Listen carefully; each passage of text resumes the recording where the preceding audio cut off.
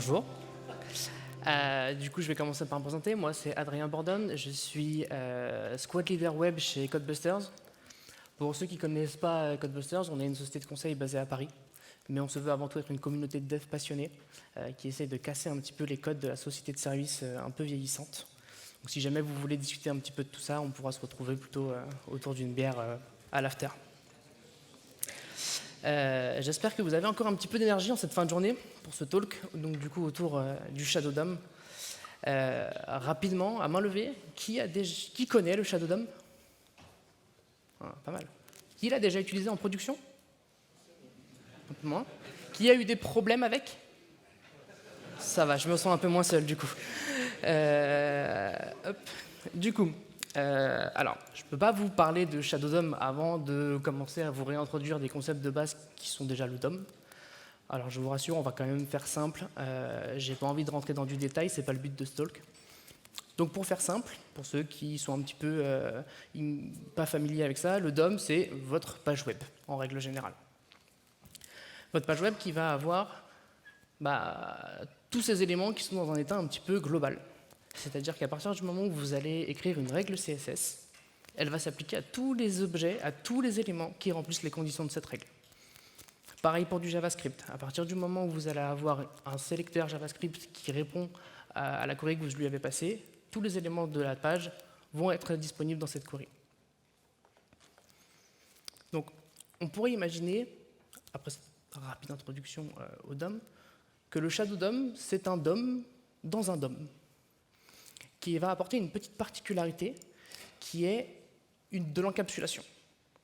Et donc, du coup, on va perdre un petit peu cet état global. Et toutes les règles CSS qu'on va pouvoir écrire... Pardon. Hop. C'était rapide, hein. J'ai perdu le focus de mes notes, pardon. Du coup, toutes les règles CSS qu'on va pouvoir écrire au niveau du parent, de la main page, ici dans notre exemple, ne vont pas affecter les éléments qui se trouvent dans notre Shadow DOM. Et vice-versa. Les CSS qu'on va écrire dans notre Shadow DOM, il ne va pas s'appliquer sur notre main page. Et c'est également vrai pour tout ce qui va être JavaScript. JavaScript ne verra pas les éléments qui sont dans le Shadow DOM, et le Shadow DOM ne verra pas les éléments du parent. Alors vous allez me dire, c'est quoi le but de pouvoir faire tout ça là? Eh bien, pour nous, en tant que dev, ça va nous permettre de créer des composants qui sont réutilisables, qu'on va pouvoir partager avec des tiers, qu'on va pouvoir aller publier sur des repositories de composants. Et du coup, n'importe qui pourra venir le chercher, exécuter notre composant dans du Shadow DOM, et les règles de CSS, par exemple, qu'on va écrire dans nos composants, ne vont pas venir interagir et venir rentrer en collision avec le CSS qu'un tiers pourrait avoir mis dans sa page. C'est typiquement le genre de cas qu'on pourrait avoir. Si moi, dans mon composant, je décide de créer une classe qui s'appelle container avec un background, alors ça se voit pas très bien, mais du coup c'est du bleu foncé, et bien si la main page décide de créer la même classe, ces deux classes ne vont pas rentrer en collision. Chacun restera bien dans son coin, et du coup on pourra chacun travailler de son côté sans se marcher dessus. Mais en pratique, on peut avoir quelques surprises. Et je vous propose qu'on voit ça ensemble à travers un exemple. Alors,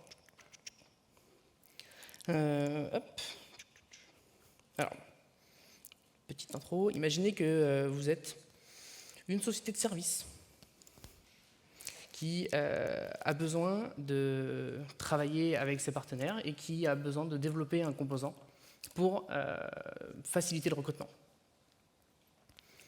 Donc on a un composant assez simple, avec un logo, une select box qui permet au candidat de choisir son profil, et ensuite de pouvoir rentrer en contact avec nous.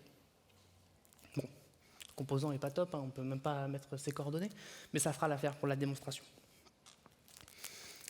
Hop, donc, je suis satisfait de mon composant, je l'envoie à mon partenaire l'intègre dans son site, et là, là c'est un peu problématique, quoi. J'ai pas du tout le même rendu. Pourtant, j'ai bien du Shadow DOM qui est activé, donc mon composant il est isolé du reste de la page, mais je me retrouve avec... Alors, peut-être que les plus pertinents d'entre vous ont vu toutes les différences, mais en vrai, si je vous les donne, en tout, il y en aura 4. on va avoir 3 différences visuelles et une qui sera comportementale.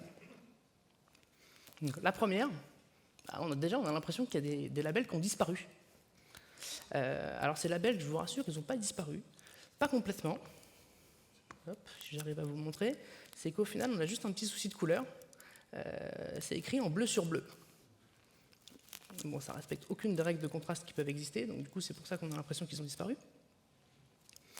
Mais ce qui se passe ici, c'est que moi, quand j'ai développé mon composant, je n'ai pas forcé la couleur de ces labels.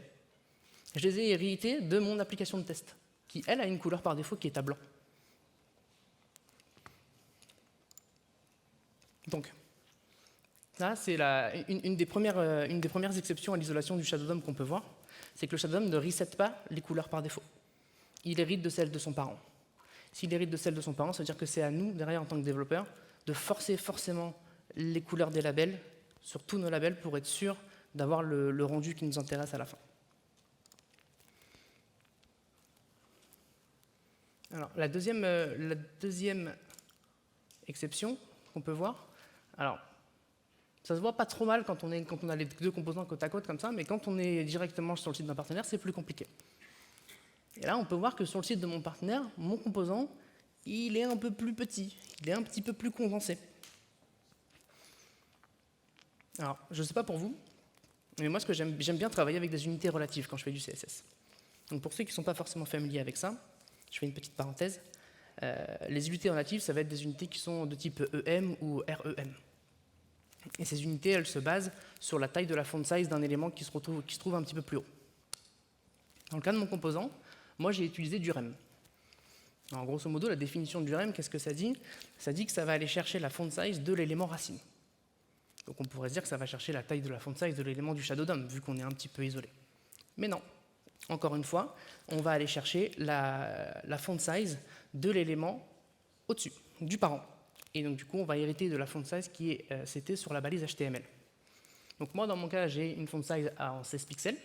Du coup, j'ai des espaces qui sont assez aérés. Mais mon partenaire, lui, il en a une plus petite. Ce qui fait que, du coup, toutes mes marges, eh ben, elles ne sont pas calculées de la même manière. Donc, pour remédier à ce problème, on va plutôt proscrire l'utilisation du rem, sur lequel on peut du coup rien faire, parce qu'en Shadow DOM, on ne peut pas aller surcharger la taille de la font du HTML du parent. Encore heureux, j'ai envie de dire. Mais on va plutôt privilégier l'utilisation de EM, qui, elle, va se baser non pas sur la racine, mais plutôt sur l'élément parent le plus proche, qui a une font size déclarée. Et donc, du coup, il me suffit juste d'utiliser du EM un petit peu partout, et derrière, de pouvoir bien setter donc, la taille de la font size au niveau de mon composant Shadow DOM. Petit point d'attention quand même, si jamais vous créez des web components comme ça avec des frameworks CSS, faites attention. Certains utilisent déjà du rem par défaut, et donc du coup vous risquez de vous retrouver piégé, parce que vous n'aurez plus le choix de l'unité. C'est le cas de Bootstrap 4 par exemple. Alors la dernière différence visuelle, elle est un peu plus compliquée à voir. Quelqu'un l'a vu ? Oh, bien joué, il y a des observateurs dans la salle. Effectivement, la fonte n'est pas la même. C'est-à-dire que moi, sur mon composant, j'ai chargé une fonte, qui est celle qui correspond à la charte graphique de la société. Mais une fois arrivé sur mon partenaire, la fonte, elle ne s'applique plus. Alors là, je vous rassure, ce n'est pas une histoire d'héritage par rapport aux parents. C'est une vraie limitation qui existe sur le Shadow DOM.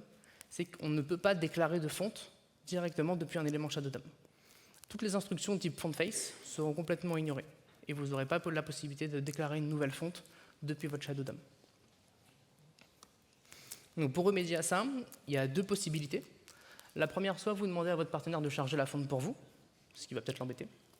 La deuxième, c'est de réussir à trouver un mécanisme qui, au moment du chargement de votre composant, va être capable d'aller injecter elle-même le CSS au niveau du parent. Voilà, je vous ai parlé donc de trois différences visuelles et une comportementale. Alors, je ne vous ai pas fait de démo de mon composant, mais si on regarde mon composant qui est ici, donc, en réalité, des interactions utilisateurs, il y en a une. En dehors du bouton qui n'est pas branché, parce que ça ne servait à rien pour la démo, c'est la possibilité de pouvoir choisir son profil. Hop, je ne suis pas au bon endroit, forcément ça ne marche pas. Fait démo.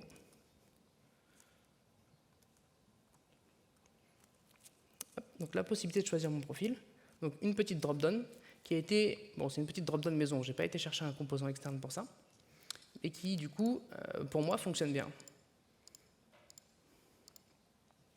Et si j'essaie de l'utiliser chez mon partenaire, alors je ne sais pas si vous entendez, mais je clique sur le composant, et bien du coup ma drop-down ne s'ouvre pas. Alors pourquoi elle ne s'ouvre pas? Je propose qu'on aille regarder, qu'on jette un petit coup d'œil au code. Tac. Hop. Alors c'est peut-être pas très visible pour vous. Voilà, donc la partie du code qui va nous intéresser, c'est celle-ci. Du coup, juste pour info, c'est une application qui a été faite en Angular. Pour que les deux modules correspondent entre eux, j'ai fait un petit lien avec du Webpack 5 et Module Federation. Voilà. Et je vous avoue que cette fonction-là, je l'ai codée un peu de manière obscure.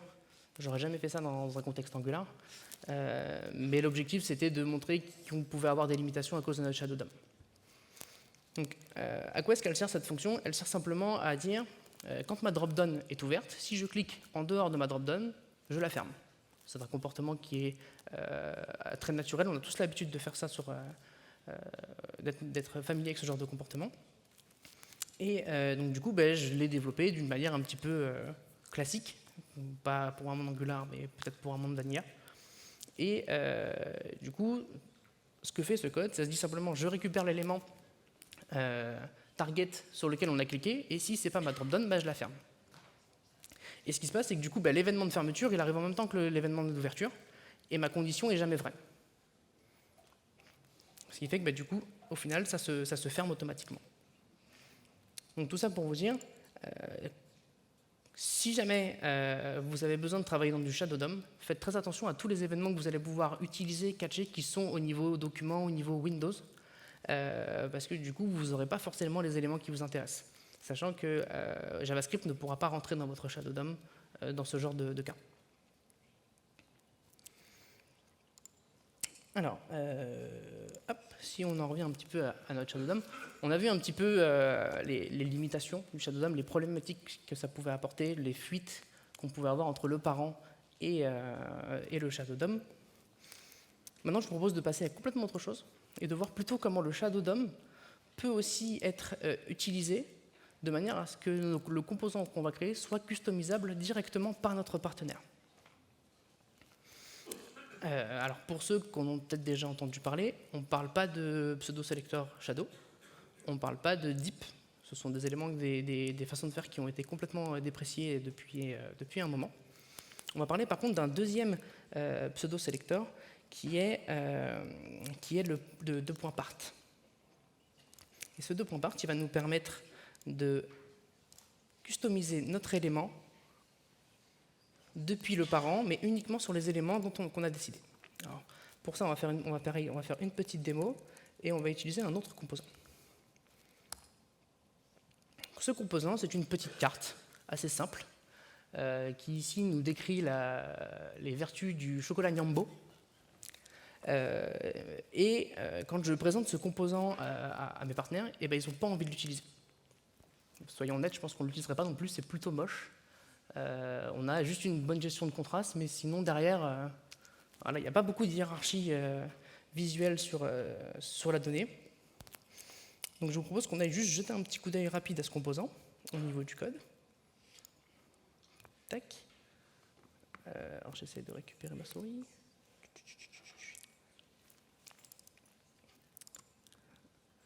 Alors, ici on a une manière assez conventionnelle de faire un composant. Il y a des classes CSS qui sont utilisées pour pouvoir styler notre composant. Et on a un élément supplémentaire qui a été ajouté, qui est l'attribut part. Cet attribut part, il prend une valeur.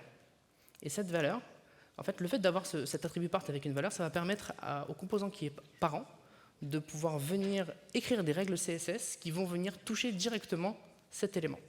Donc c'est moi, en tant que développeur de mon composant, qui décide quels éléments je vais sur lesquels je vais laisser la main à mon partenaire. Et une fois que du coup j'ai réussi à convaincre mon partenaire qu'il pouvait pouvoir styler ce composant à sa sauce, à sa charte graphique à lui, il a juste besoin au final de venir écrire quelques petits sélecteurs CSS également, qui ressemblent à ceci. Voilà, donc on retrouve donc le pseudo-sélecteur part avec la valeur qui était définie précédemment dans mon HTML. Et je peux du coup lui redéfinir toutes les propriétés CSS qui m'intéressent. Ce qui va nous permettre au final de nous retrouver avec non pas un composant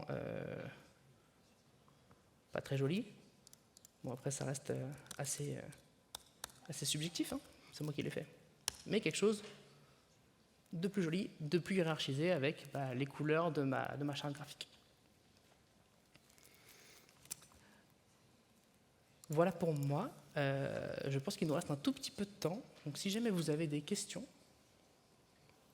On peut l'applaudir, s'il vous plaît. Merci.